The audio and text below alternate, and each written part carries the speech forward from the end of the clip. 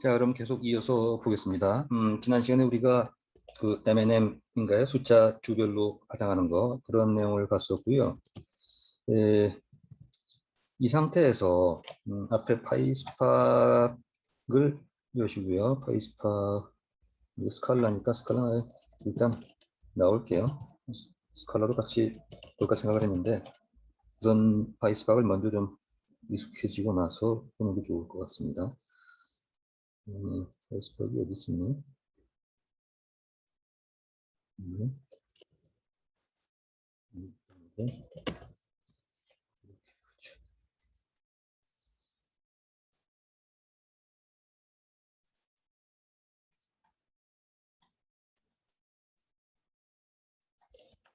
네, 수영을 시키는 게 낫겠네요. 이렇게 그러면 나갔어요. 스팍을 직접 한번 수행을 시켜보죠. 그리고 앞으로 그 남은 시간 동안에 여러 가지 프로그램을 다뤄보겠는데요. 적어도 한번 우리가 직접 차근차근 입력시키는 걸 한번 해볼까 합니다. 그래야 여러분들이 다른 사람 입장 프로그램을 가지고 볼 때에도 이제 완전히 남의 것이 아니라 내 것처럼 볼 수 있을 것 같아요. 뒤에 복잡하니까 여기요. 연습으로 해서 이거를 보도록 하겠습니다. 자, 그러면 파이스팍에서 앞에 프로그램 우리가 봤던 M&M count.py라는 프로그램 그거를 생각하면서 보시면 될 것 같습니다. 자, 먼저 실행시켜 볼게요. 여기선 지금 뭘 하려고 하냐면 간단한 데이터 프레임을 만들어 보는 그런 프로그램을 직접 한번 같이 해보고자 합니다. 한 번만 해보고 나면 그 다음부터는 이제 다른 사람 입장 여러 가지 분석 프로그램 해가지고 좀 더 스피디하게 진행할까 생각을 합니다. 자, 먼저 제일 처음에는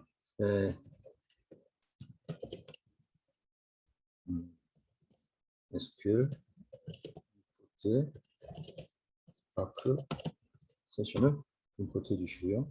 그다음에 from PySpark.SQL의 functions import에 average를 계산하는 함수를 하나 임포트하죠. 스펠링이 잘못됐네요. 임포트 하고요. 자, 그 다음에 세션을 한번 만들어 보겠습니다. 항상 모든 프로그램은 세션을 먼저 만들어야 만듭니다. 흔히 그렇듯이 스팍이라고 이름을 붙이고요.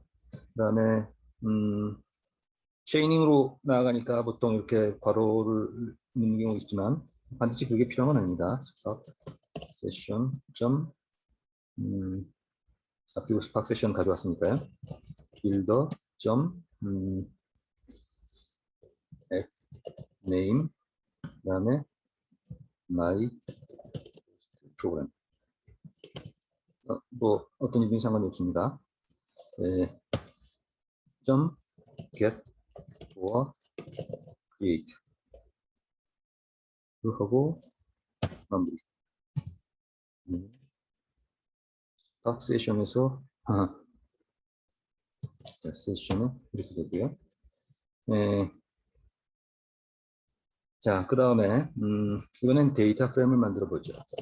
데이터 언더 df라는 이름으로 표시를 해 두기로 하고요. 이건 뭐 변수 이름이니까 여러분들 마음껏 쓰면 됩니다. spark.create data frame 탭을 누르면 자동 완성이 되니까 좀 편리하게 쓸 수 있겠습니다. 그 다음에 괄호로 막는데요. 이 안에 리스트가 들어갈 겁니다. 그리고 다시 리스트가 들어가고 이 스키마 얘기인데 이제 진행하면 아마 여러분들 이해가 되실 거예요. 자, 그 다음에 예컨대 어떤 사람의 이름, 나이, 괄호. 그래서 이렇게 튜플이 계속 반복되는 형식으로 한번 리스트를 만들어 보자는 얘기죠.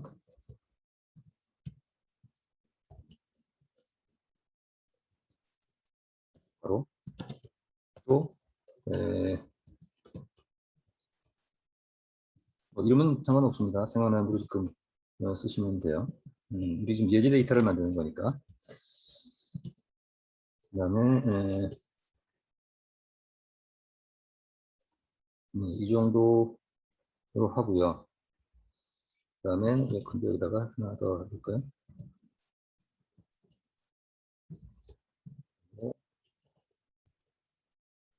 정도를 만든 다음에 그다음에 이것이 뭐에 대응되냐면 name하고 age에 대응된다. 하고 뭐지? age에 자꾸 설정을 들어갔네.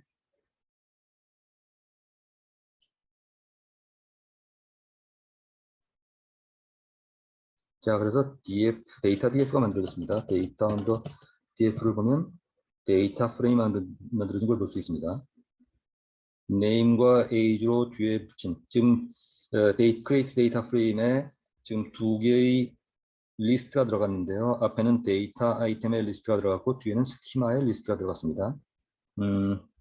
그리고 여기 지금 디폴트에서 인포 스키마로 스키마를 인포해서 만든 걸 볼 수 있습니다.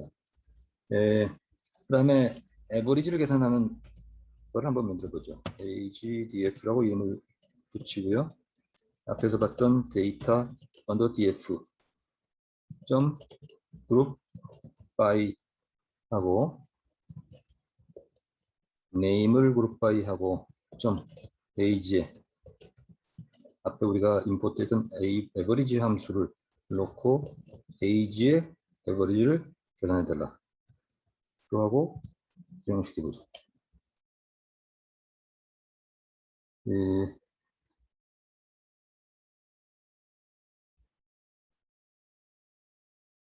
name의 이게 아니라 aggregate. 그래서 맞습니다.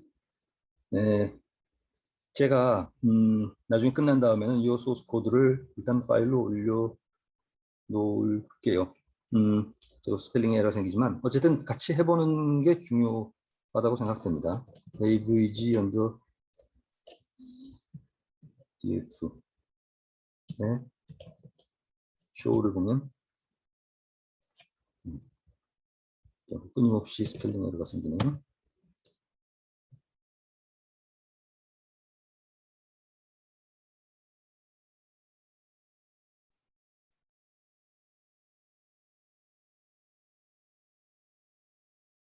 그래서 지금 같은 이름이 없어서 그렇지만 같은 이름이 있는 경우에는 name을 기준으로 그룹 바이 한 다음에 그래서 진행이 되겠죠. 물론 이런 경우에 데이터 df에 그 이름을 더 채워놓고 그리고 하면 뭐 그런 효과를 거둘 수 있을 겁니다. 저는 시간을 절약하기 위해서 그랬는데 저도 지금 여러분들 같이 합니다만 타이핑 에러가 좀 있었어요. 하지만 여러분들 보시면 의미가 있습니다. 자, 제일 처음에 from 파이스팍에서 아니죠, 그 위에 파이스팍에서 스팍 세션을 가져왔고요. 그 다음에 함수를 가져왔습니다. 그러고 나서는 스펠링 에러였었고요. 그리고 스팍 이 부분이 중요합니다. 자꾸 스펠링 에러가 생겼죠. 자, 이런 부분 때문에 이제 좀 이따가는 우리가 다른 방식으로 이 프로그램을 좀 편집할 수 있는 방법을 생각할 거예요. 방법이 여러 가지 있죠. 우리 보통 하듯이 비주얼 스튜디오 코드나 에클립스 같은 걸 쓰든지 아니면 주피터 노트북을 쓸 수도 있습니다. 그래서 우린 잠시 후에 주피터 노트북을 이제 이용할 것이거든요.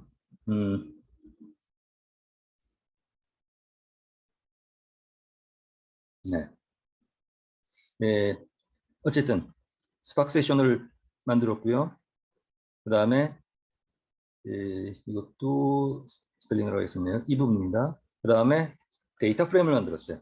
데이터 프레임은 이름은 뭐 상관이 없습니다만 스파크 세션에 점 크리에이트 데이터 프레임하고 그 다음에 데이터를 넣는데 데이터를 넣을 때 뒤에 스키마 정보를 넣어서 브룩스, 데니, 줄, 뭐 TD 등은 네임에 속하고 20, 21, 30, 35는 에이지에 속한다는 것을 표현했어요. 그러고 났더니 데이터 df가 만들어졌죠. 그리고 나서 스펠링 에러 좀 있었습니다만 이렇게 됐네요. 그래서 aggregate의 average의 age 기준. 그러니까 네임별로 age를 평균해달라. 지금은 사람들이 각각 이었지만 만약에 20명, 30명 이렇게 있으면 같은 이름별로 평균을 내서 그 이름의 평균 뭐 이런 것들. 큰 의미는 없지만 어쨌든 이런 간단한 프로그램을 우리가 이용할 수 있다는 얘기입니다. 자, 그러면 이제 이런 것들을 해봤으면 그다음에 우리가 앞에서 봤던 것들 중에 C3를 한번 보시죠. C3를 보면 여기 지금 example3.py가 있네요. 이거를 어떤 방식으로 볼까요? 레스를 통해서 한번 볼까요? example3를 레스를 통해서 한번 보시죠. 자, 그러면 우리가 지금 같이 짰던 그 프로그램을 생각하시면 이게 이제 상당 부분은 겹치는 부분이 있습니다.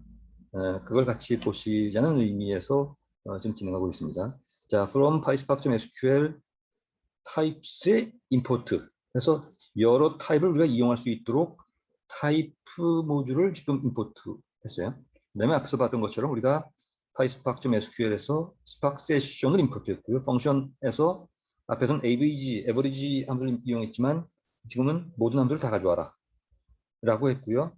자, 그 다음에 이번에는 그 스트럭처를, 스키마를 아예 미리 지정하는 그런 방식을 취했어요. 이것이 이제 PySpark.sql.types에 있는 struct 타입을 가지고 왔고요. 이 클래스를 이용해서 인스턴스를 만들겠다는 얘기입니다.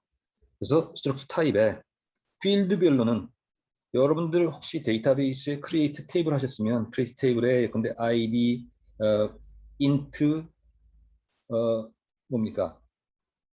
auto id, 뭐 컴마, 그다음에 name, varchar, 뭐 나간 거 있죠. 그거와 동일한 형식입니다.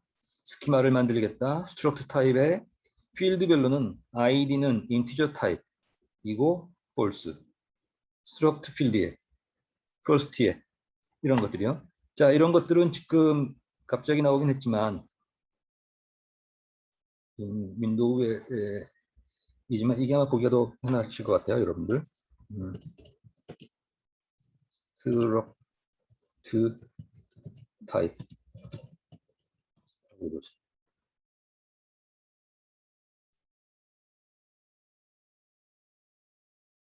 그러면 여기에 스트럭트 타입이 있네요. 그래서 클래스의 스트럭트 타입에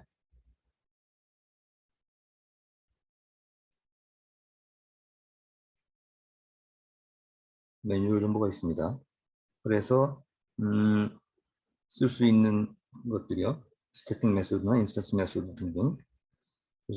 스트럭트 타입에 여러 가지 메소드들이 있고요. 타입 부분이 있을 텐데.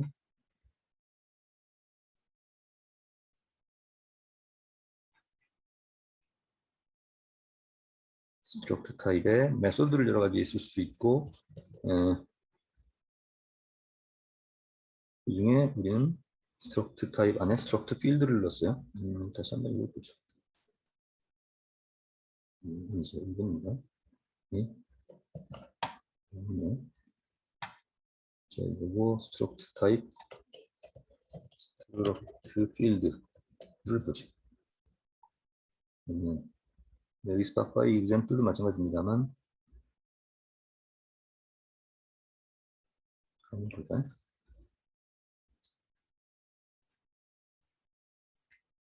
자세한 설명들이 나와 있습니다. 지금 우리가 보는 이런 것이죠. 그래서 찾아보시면 자세한 내용들이 나오는데 우리 지금 보시면 우리 프로그램이 지금 스트럭트의 id, first name, last name, URI, published, hit, campaign 등으로 구성된 스키마를 가져오겠다. 스키마를 우리가 만들어 달라. 그 다음에 데이터를 지금 별도로 부어놓습니다. 1, 2, 3, 4, 5, 6이고 이름, first name, last name 등등이겠네요. 그리고 제일 뒤에는 캠페인, 그래서 트위터 뭐 등등 이렇게 있습니다. 그 앞에는 히트 숫자 이런 것들이고요. 자, 이겁니다. 스키마를 미리 만든다. 그런데 이거는 여러 가지 의미가 있는데 스키마는 오토 인포 시킬 수 있었죠. 그래서 자동적으로 스키마를 지정하지 않고도 추정할 수 있지만 스키마를 지정해 주는 것이 좋습니다. 이게 이제 소위 컴파일드 에러를 미리 잡아낼 수 있고 그리고 성능도 좋아지고 하니까요. 특히나 이게 여러 노드에 나뉠 때는. 자, 어쨌든 스키마를 지정을 하고 데이터를 지정한 다음에 실제로 프로그램은 메인 프로그램이 여기서 돌아갑니다. 그래서 스파크 세션을 만들고요. 그리고 스파크 크리에이트 데이터 프레임에서 블로그스 언더 df라는 데이터 프레임을 만드는데 이때 데이터는 이 데이터를 쓰겠다는 것이고요. 스키마는 위에 스키마를 쓰겠다는 거죠. 그래서 앞에서 우리가 봤던 것 그대로죠.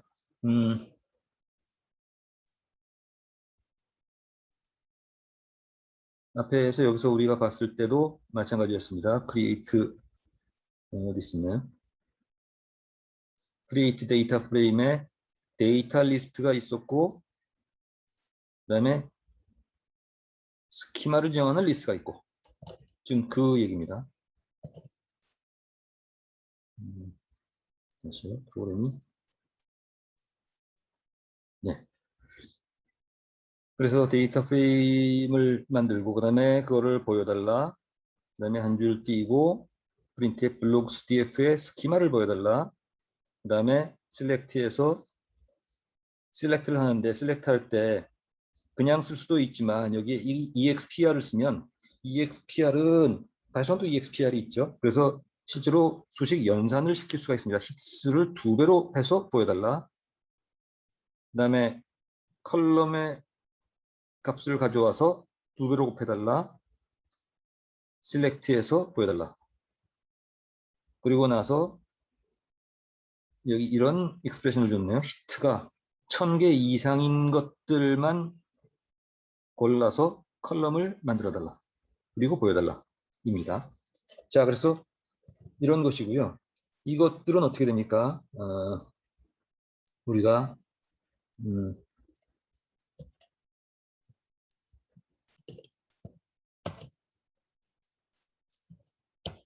스파크 서브미트에 별도의 데이터 파일이 안에 있으니까 그냥 이대로 쓰면 되겠네요.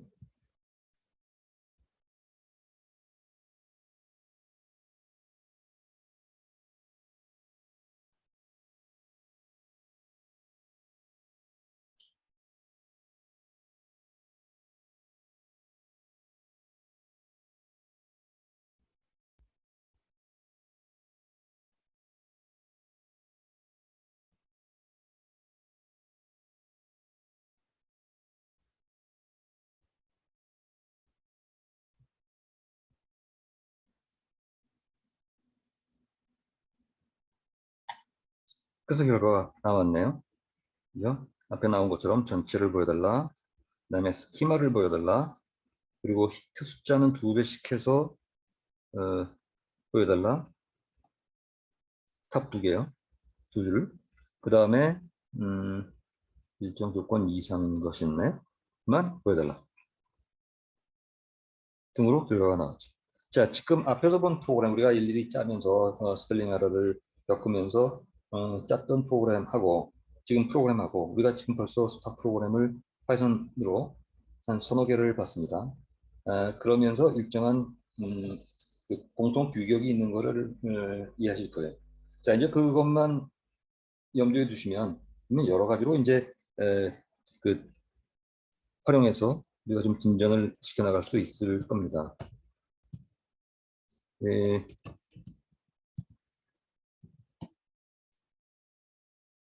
여기까지 했죠. 그 다음에 MLflow 경우는 우리가 뒤에서 다시 보기로 하겠고요. 그 다음에 말고 파이썬 위드, 스파크 위드 파이썬이 있는데 이 부분은 조금 이따 보도록 할게요. 자,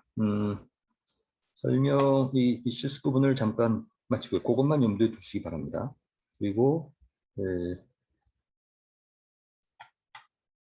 나머지를 다시 보도록 할게요. 공유를 여러분들 좀 해주고요. 공정 권리로. 자, 그리고 나서 몇 가지를 더 보고 그리고 나서 실습을 하고 이렇게 반복하면서 지그재그로 진행을 하겠습니다. 자, 이건 앞에서 봤던 것이고요. 스파크와 파이스파크이죠. 자, 그래서 스파크와 파이스파크는 이 부분은 공통입니다. 파이스팍이라는 건 뭐냐 하면 스팍 환경을 돌리는 것은 모든 언어가 동일합니다. 그런데 그걸 돌리기 위한 랭귀지 API를 만든 것이죠. 일종의 래퍼 API를 만든 것이고요. 그 안은 각각의 그 기능들이 전부 동일합니다. 스파크 코어가 있고 스파크 SQL이 지금 우리가 SQL 세션을 만들어서 이용했죠. SQL 세션은 SQL 시디스를 2003 컴플라이언트한 SQL 구문을 이용할 수 있지만 실제로 데이터는 데이터 프레임입니다. 우리가 지금 얘기하는 것의 가장 하단에는 RDD가 있는데 RDD를 자꾸 앱스트랙트 쓰기 좋게 만들었어요. 그래서 데이터 프레임이 일단 기본적으로 RDD 위에서 동작을 하고 있죠. 스트리밍이 있고 MDD 있고.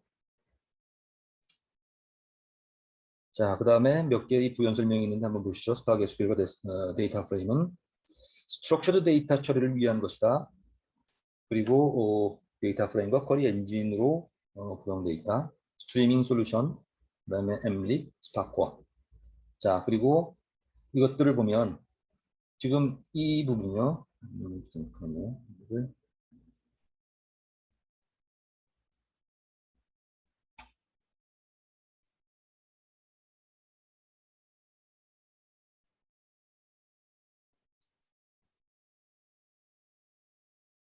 이 부분 앞에 그림과 동일한 그림입니다. 물론 여기에 지금 뭐 그래픽스나 몇 개가 추가된 것 같지만, 근데 이제 말씀은 이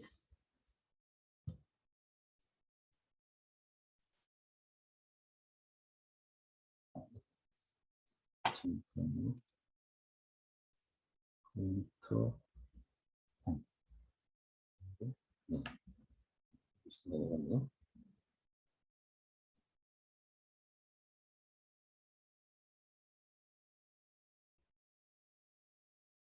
이 밑에 부분이요. 밑에 부분은 앞에 말씀드린 것처럼 클러스터 매니저입니다.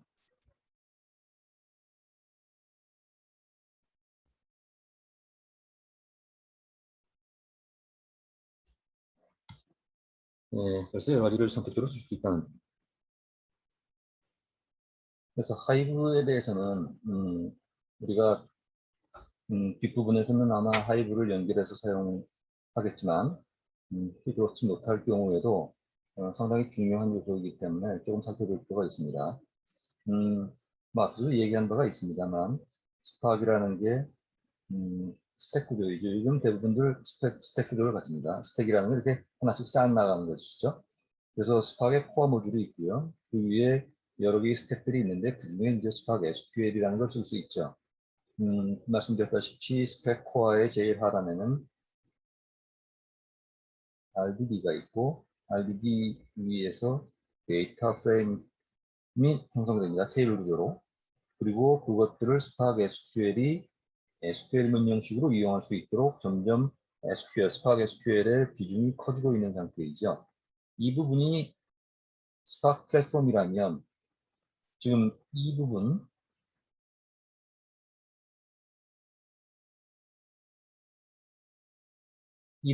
하이브 플랫폼입니다. 네, 하이브는 말씀드렸다시피 데이터 웨어하우스 플랫폼인데 하이브에 담겨있는 데이터베이스, 이거 데이터 웨어하우스용 테이블이기 때문에 굉장히 큰 대규모의 테이블, 여러 개의 테이블은 나뉘어 있지 않고 통합되어 있는 테이블입니다. 여기에 질의를 하는 언어는 하이브 쿼리 랭귀지라고 합니다. 보통 HQL이라고 부르는데 이것도 쿼리 랭귀지이기 때문에 SQL과 흡사하지만 SQL과 동일하게 그렇게 SQL 컴플라이언트하지 않습니다. 스파크 SQL은 앞에 2003 컴플라이언트하다고 얘기를 했는데 하지만 문법은 상당히 비슷한 면이 있죠. 하이브 DW에 있는 데이터를 직접 쿼리할 때는 하이브 쿼리 랭귀지를 사용하게 됩니다. 그런데 하이브에 있는 데이터를 스팍으로 가지고 오면 그 다음에 스팍에 가지고 온 것이 RDB 형태로 저장이 되고 그 위에 데이터 프레임을 우리가 이용할 수 있기 때문에 하이브에 있는 데이터를 스팍으로 가져온다면 스팍 SQL을 쓸 수 있죠. 다시 그림을 얘기한다면 하이브 플랫폼이 있고 스팍 플랫폼이 있는데 스팍 플랫폼에서는 스팍 SQL을 쓰고 하이브는 하이브 콜 랭귀지 쓰죠. 그런데 만약에 하이브에 있는 데이터를 가지고 온다면 다시 스파크로 쓸 수 있고요. 하이브에 있는 데이터를 직접 쿼리한다면 HQL을 쓰게 됩니다. 그래서 양쪽이 다 각각 고유한 영역이 있죠. 주로 분석을 한다면 스파크 SQL 쪽으로 가지고 와서, 그러니까 스파크 플랫폼 가지고 와서 스파크 SQL로 사용하는 것이 훨씬 편리할 것이고요. 그런데 그렇게 정교한 무슨 뭐 분석을 한다거나 그것이 아니고 직접 쿼리 중심으로 한다면 하이브 쿼리 랭귀지로 놓고 데이터를 계속 복제를 왔다 갔다 시키거나 하는 대신에 하이브에 놓고 작업하는 것도 훨씬 효율적일 수가 있습니다. 그러니까 경우에 따라 씀씀이가 다르죠. 그리고 하이브 쿼리 랭귀지에서 간혹 뭔가 펑션을 만들어서 분석을 하고 싶다면 그렇다면 그때는 하이브의 UDF를 사용하게 됩니다. UDF는 User Defined 펑션들이죠. 그래서 사용자가 정의하는 펑션이고 이건 마치 데이터베이스를 우리가 이용할 때 서브루틴 같은 이런 함수를 만드는 그것과 유사한 것입니다. 그리고 하이브에서도 이 서디스가 있어요. 서디스 또는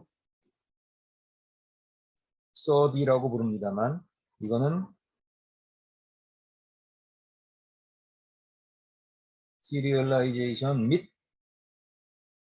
디시리얼라이제이션을 줄여서 서디 또는 서디스라고 표현을 합니다. 이건 뭐냐면 하이브에 담겨 있는 데이터를 예컨대 스토리지에 저장을 하거나 서디가 원래 일반적으로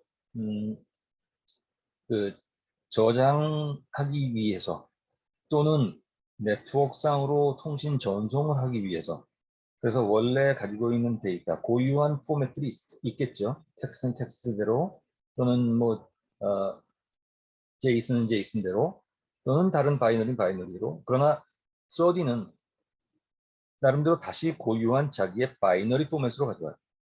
이 시리얼라이제이션 포맷은 전부 바이너리 인코딩을 하거든요. 여기서 얘기하는 것은 하이브 쿼리 랭귀지, 하이브에 담겨 있는 데이터를 하이브의 HQL이나 아니면 UDF로 쓸 수 있고 그리고 서디 기능이 있어서 그래서 이것들을 바이너리 형태로 저장하거나 또는 바이너리 형태로 네트워크로 보내주거나 할 수 있다는 얘기입니다. 근데 왜 이런 얘기를 길게 하냐면 항상 말씀드렸다시피 스팍은 스팍 단독으로 쓸 수도 있지만 일반적으로는 하드 플랫폼과 같이 쓰기도 하고요. 그런데 이제 하드 플랫폼에 배치하고 스팍의 인터랙티브 이렇게 분석 측면에서 같이 쓰기도 하고 또는 그 하둡의 HDFS 저장 매체에 놓고 거기에 있는 데이터를 끌어서 RDD 형태로 메모리에 띄워놓고 작업하기도 하고요. 또는 이렇게 DW로 하이브를 놓고 작업하기도 하고 이렇게 서로 섞여 쓰기 때문에 그런 것들을 좀 이해할 필요가 있다는 얘기죠. 다른 측면에서 봐서는 스파크와 스파크 SQL이 있습니다. 물론 여기에는 스트리밍이나 다른 것들도 있겠지만 지금 스파크 SQL이 가장 범용으로 많이 쓰이기 때문에 그걸 중심으로 말씀드릴 뿐이에요. 그래 놓고 스파크 플랫폼과 다른 예컨대 오라클이나 아니면 사이베이스나 이런 데이터베이스가 있으면 이런 것들은 JDBC, ODBC로 서로 통신을 하고 그 위에서 BI 툴이요. 예컨대 BI 툴에는 마이크로소프트의 파워 BI도 있고 올랩 같은 것입니다. 그 다음에 타블로 같은 시각화 툴들도 있고요. 이렇게 서로 연계해서 쓰기도 합니다. 그러니까 하둡과 또는 하이브 인테그레이션 하는 포맷일 때, 그 다음에 일반 데이터베이스 위에 쓰고 있던 BI 툴들을 스파크와 통합할 때, 이럴 때의 모습이 여기 지금 그림으로 나와 있는 것입니다. 처음 보시면 조금 헷갈릴 수 있는데, 결국 스파크 단독으로 쓰는 것과 단독으로 쓰는 것과 하둡과 알코 시스템을 통합하는 것, 또는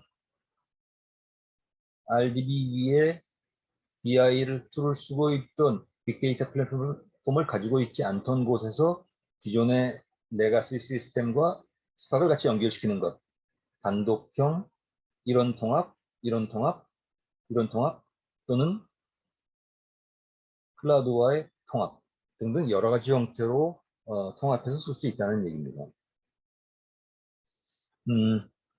좀 정리해 보죠. 앞에서 우리가 그 간단한 프로그램 코딩을 봤었는데 몇 가지 기본적인 이론 사항들을 보고 다시 또 이 코딩 실습으로 들어가 보겠습니다. 파이스박의 아키텍처입니다. 제일 앞에서 말씀드렸다시피 드라이버 마스터에서 수행되고 있는 데몬 프롬을 드라이버라고 하고 슬레이브 노드 또는 엑시큐터 노드에 쓰고 있는 것들을 워커라고 부릅니다. 처음에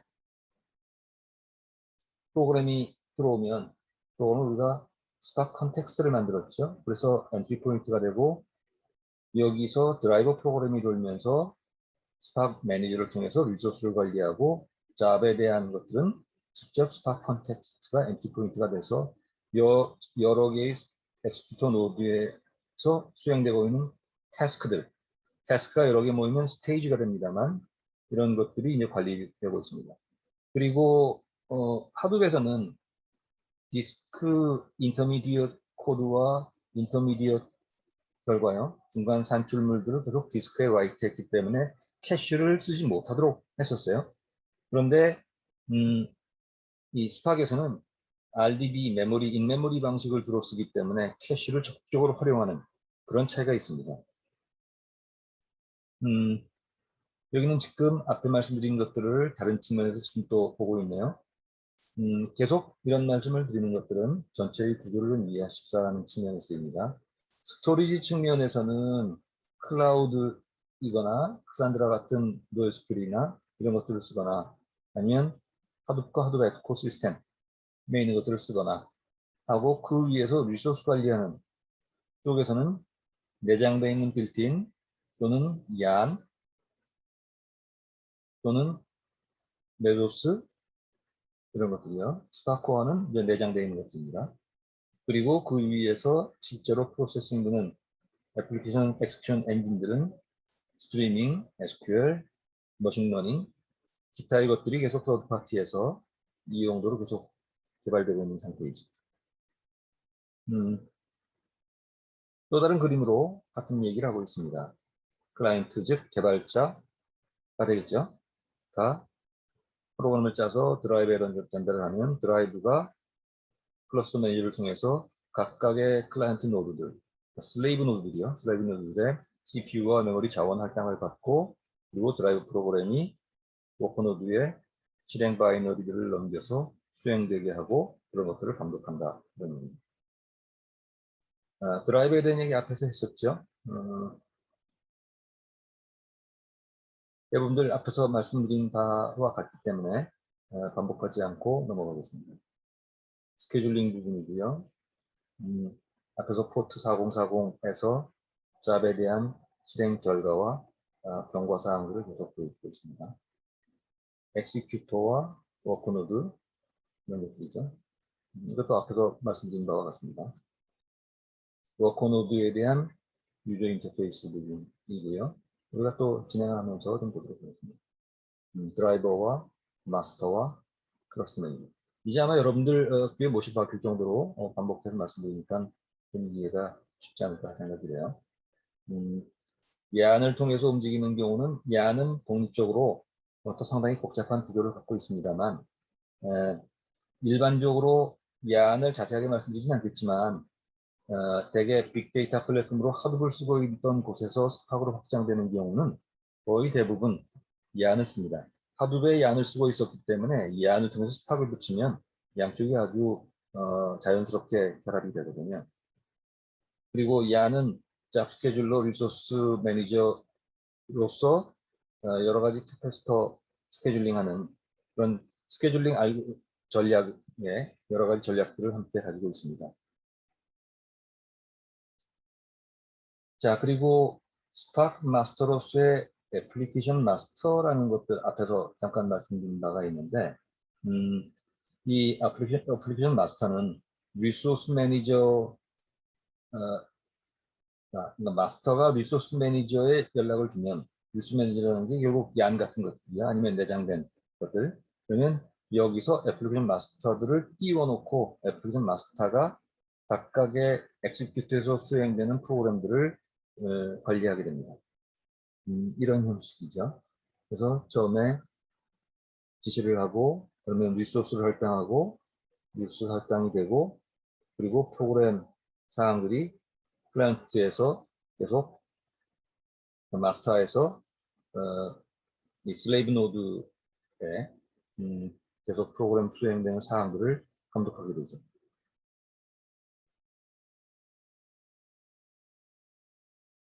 여러 가지 형태가 있기 때문에 일단 이 구조를 염두에 두시고요.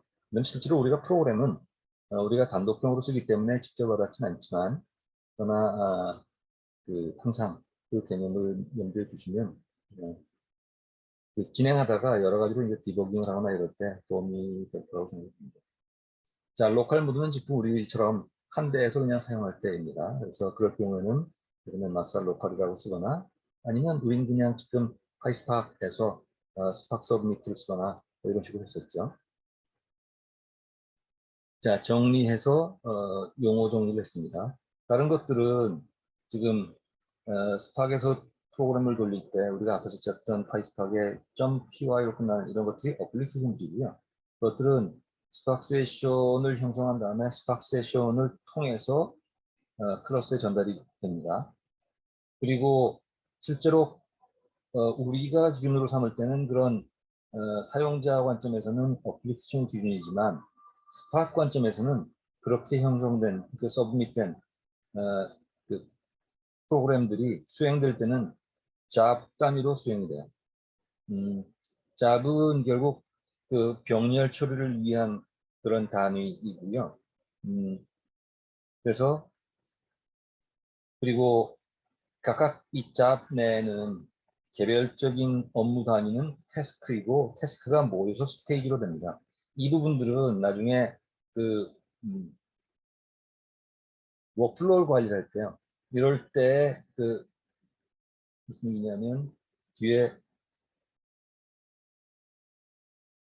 파이프라인 관리 같은 것들이 있거든요. 그러니까 머신러닝도 머신러닝 파이프라인을 할 수 있도록 여러 가지 기능들이 제공되고 있는데 그때 이제 이런 단위들이 중심이 되니까 일단 이 용어를 좀 이렇게 익숙하도록 한번 검토해 보시면 되겠습니다.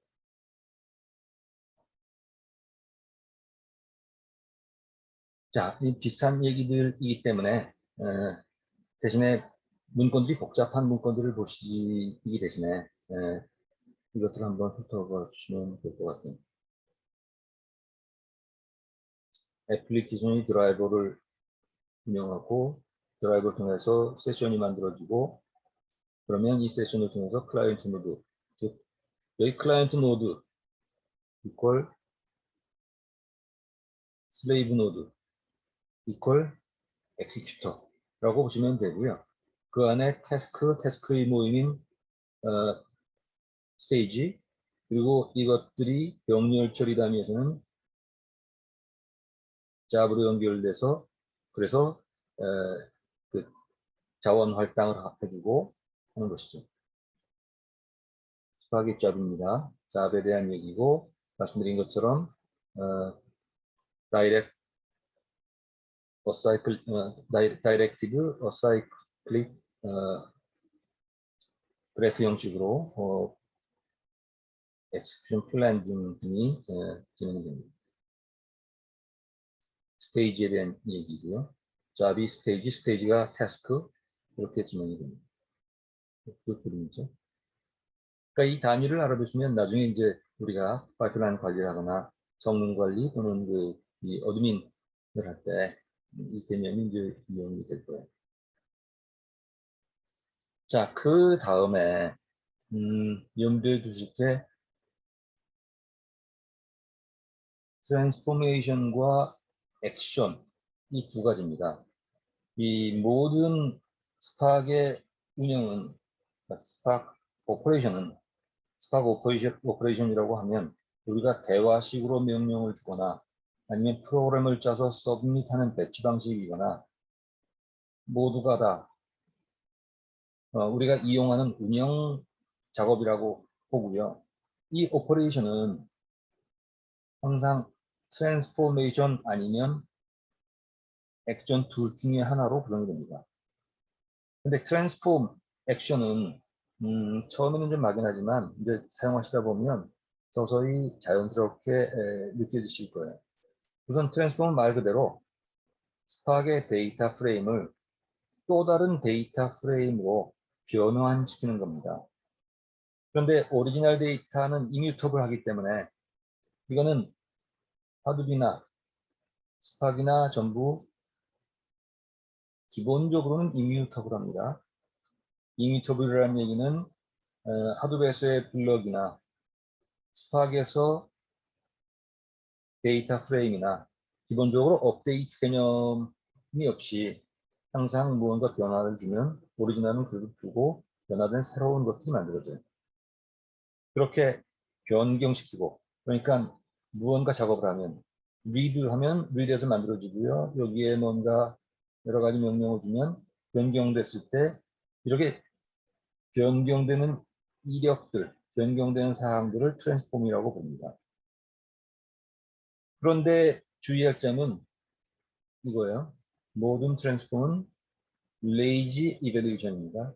레이지 이밸루에이션은 여러분들 파이썬 얘기할 때 우리가 이터레이터 얘기를 했었죠. 이터레이터는 반복 실행이고, 그리고 제너레이터는 그 반복 실행을 지연해서 수행시키는 것인데, 그것들이 이제 파이썬에서 아주 고유한 것들이죠. 그래서 이 레이지 엑스큐션이란 우리가 트랜스폼 명령을 주면 트랜스폼 명령을 받아서 엑스큐션 플랜을 짜요. DAG 방식으로 앞에서 말씀드린 그런 스테이지, 잡, 스테이지, 태스크 뭐 이런 식으로 쪼개지면서 나름대로 정렬을 했어요. 하지만 실제로 작업은 그 플랜만 짠 상태이고요. 그 다음에 그 플랜을 짜면서 여러 가지 옵티마이제이션을 합니다. 하지만 실제로 액션을 시키는 명령어가 전달이 돼야 실제로 실행이 돼요. 그러니까 우리가 눈으로 봐서는 트랜스폼에 관련된 여러 가지 명령을 주면 그런 작업이 이루어진 것 같아요.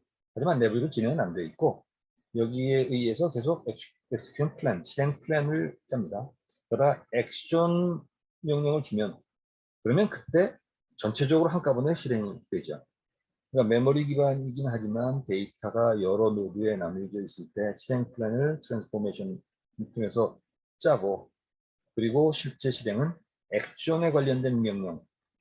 그러면 트랜스포메이션 관련된 명령과 액션에 관련된 명령은 어떤 것들이 있느냐 하면 그런 것들은 우리가 이제 뒤에 계속 여러 가지로 말씀을 드릴 거예요. 여기 지금 그런 예가 나와 있고요. 트랜스포메이션, 여기 지금 T로 나와 있는 게 트랜스포메이션입니다. 그래서 데이터 프레임에서 어떤 명령을 주면 예컨대 컬럼을 추가시켜라.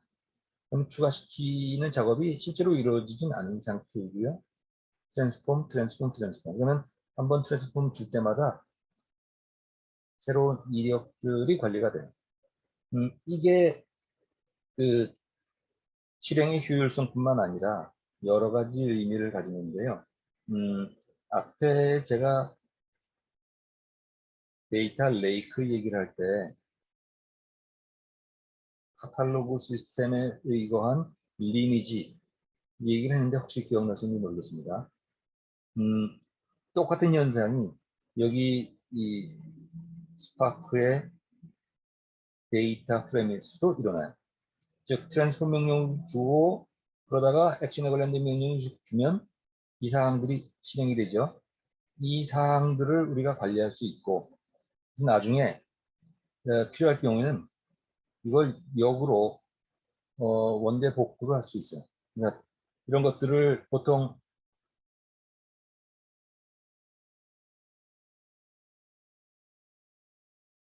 리프로듀서블이라고 하는데 이거는 사실은 역으로 복원시키는 작업은 예컨대 체크포인트나 이런 것들을 통해서 하게 되지만 여기서 말씀드리는 것들은 태스크의 레이지 이 엑스큐션을 해서 성능 관리를 최적화시키뿐만 아니라 소스 데이터에서 현재의 상태로 어떻게 변환됐는지에 대한 이력 관리도 할 수 있다는 얘기입니다.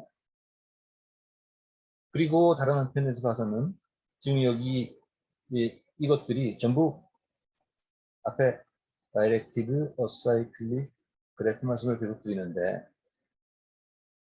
이게 노드, 엣지, 노드, 엣지로 볼 수 있어요. 그래서 이 실행 과정들이 전부 그 실행 플랜으로 최적화시켜서 진행된다는 얘기입니다. 상당히 그 큰 의미가 있다는 걸 아마 아실 거라고 생각해요. 자, 그래서 여기 지금 말씀드린 그러면 트랜스포메이션에 관련된 트랜스포메이션의 명령들, 액션의 명령들 그런 것들이 대표적인 것들 여기 나열을 했습니다. 이거는 뭐 외울 필요는 없고요. 그냥 우리가 의미상으로 보면 나중에 보면 자연스럽게 나닐 거예요. 예컨대 order by 또는 소팅을 하는 얘기죠. 무언가 키를 기준으로 소팅을 해라. 그룹 by 키를 기준으로 그룹핑 하랍니다. 이 그룹 바이는 팬더스의 그룹 바이하고 마찬가지이고 팬더스에는 그래서 그룹 투 데이터라는 오브젝트가 만들어지죠. 스팍도 비슷합니다. 그룹 투 데이터가 만들어지죠. 팬더스에서의 그룹 바이 거의 동일합니다. 필터, 셀렉트, 조인. 조인은 데이터베이스의 조인과 마찬가지 역할을 하는 것인데요. 이런 것들은 명령을 주면 바로 결과 나오는 게 아니고 그 작업을 계속합니다. 플랜을 짜고 그러다가 그 결과를 보여달라고 하면 show 명령을 주거나 take 몇 개냐 일부를 가지고 와라 저장해라 라고 하면 지금 이런 등등 여기에도 여러 가지가 추가가 있습니다만 이런 명령들이 수행될 때마다 계속 엑스큐션 플랜을 짜다가 결과를 보여달라 라고 하면 그때 실행이 돼요. 네, 이건 단독형 서버나 단독형 PC를 생각한다면 이렇게 복잡하게 하나 생각할 수 있지만 이게 수십 대 수백 대의 서버를 놓고 그리고 거의 용량 무제한으로 데이터를 나눠서 파티션 해놓고 그리고 프로그램도 병렬 처리하도록 job, 스테이지, 태스크로 나눠서 수행하고 이런 환경에서 최적화시키기 위해서 이 스파크 오퍼레이션을 전부 이런 식으로 나눠놓은 것이죠. 충분히 아마 이해가 되리라고 생각합니다.